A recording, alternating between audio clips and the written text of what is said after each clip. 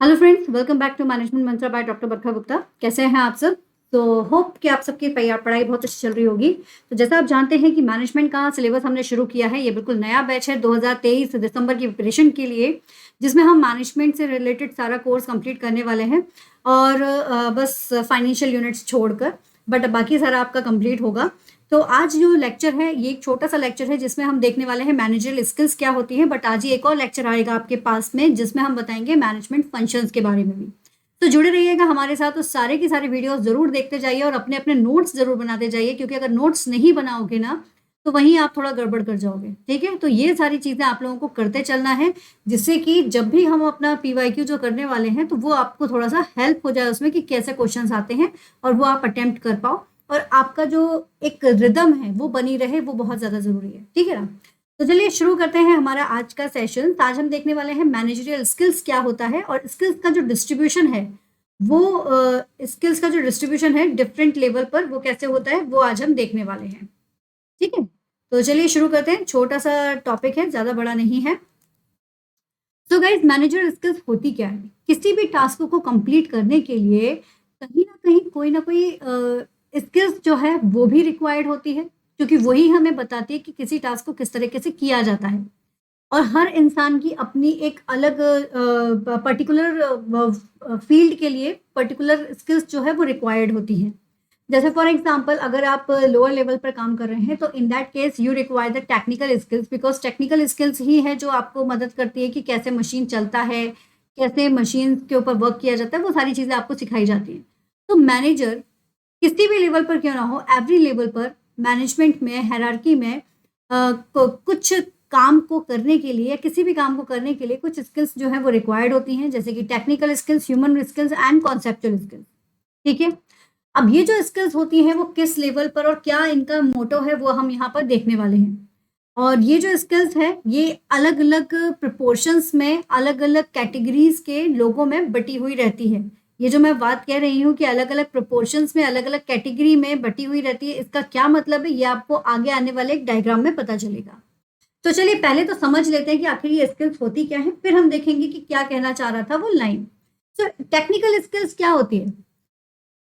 सभी को पता है क्या होती है? पता ही होगा भाई। मैनेजमेंट कर रहे हो, यूजीसी नेट का पेपर देने वाले हो, अगर कोई एमबीए कर चुका है, कोई एमबीए कर रहा होगा, तो ये तो सबसे पहला टास्क है जो आपने पढ़ा होगा। ठीक है ना?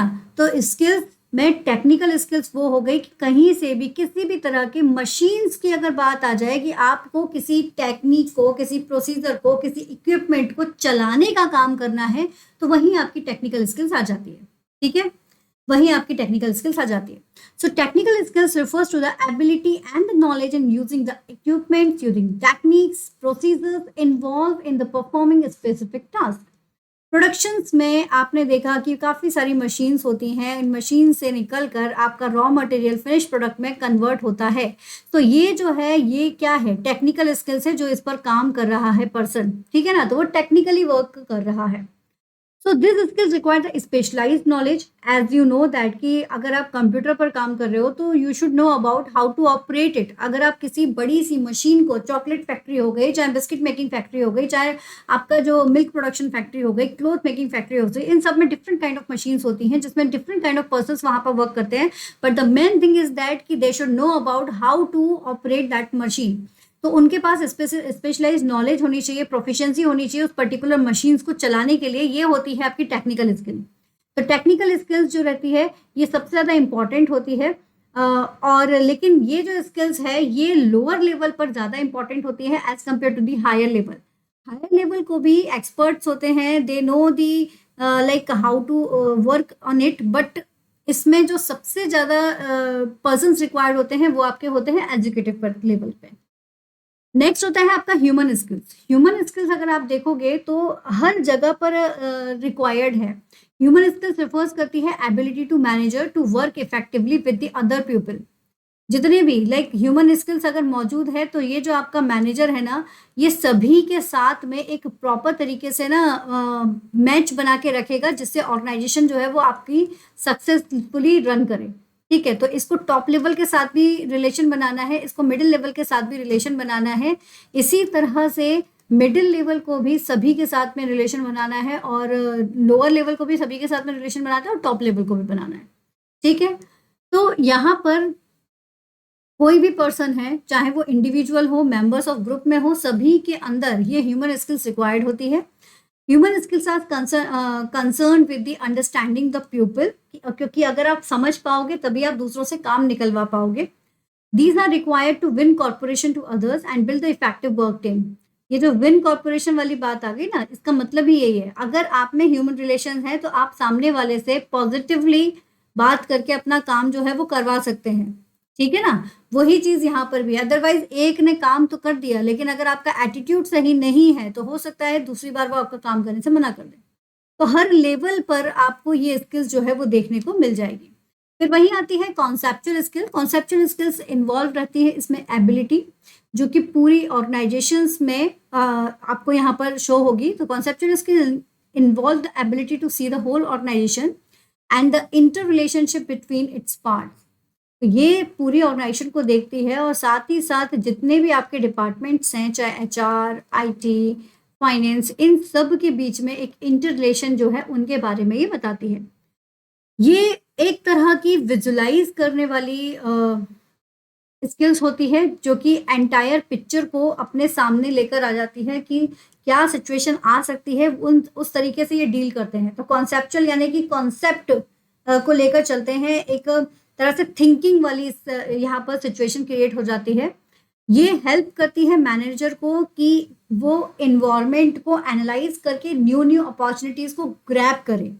ये वो स्किल्स होती है। क्यों? क्योंकि मैनेजर जो है तो होता है वही दूरदर्शिता के थ्रू, यानी कि विजुलाइज कर सकता है वो दूर की चीजों को कि कहाँ पर उसको अपॉर्चुनिटी मिल रही है। अभी कोई चीज डाउन जा रही है लेकिन वो जानता है कि यार ये अप जाएगी ही जाएगी। तो ये जो उसका विजुलाइजेशन है वही आपकी कॉन्सेप्चुअल स्किल्स है, ऑर्गेनाइजेशन के पर्सपेक्टिव से, कॉम्पिटिटर्स के पर्सपेक्टिव से। सो यही चीज आपको यहाँ पर भी बताई गई है। ये इंपॉर्टेंट होती है basically for the top level of management, because वो वहां पर लॉन्ग रेंज प्लान जो तैयार करते हैं वो इसी के बेसिस पर करते हैं। ठीक है, तो ये 3 स्किल्स हो गई। टेक्निकल स्किल जो होगी वो आपकी मशीन को लेकर हो गया, फिर आपकी ह्यूमन स्किल्स होगी जो सभी के साथ में रिलेशन को लेकर हो गई, और कॉन्सेप्चुअल स्किल्स हो गई जो कि विजुअलाइजेशन के पर्पज से हो गई, जो टॉप लेवल पर होती है। अब देखो, अब यहाँ पर बताया गया है इन तीनों के बीच का टॉप लेवल पर कैसे रिलेशनशिप होता है ना, एक डिस्ट्रीब्यूशन कैसे रहेगा टॉप, मिडिल और लोअर लेवल पर। ध्यान से देखिएगा,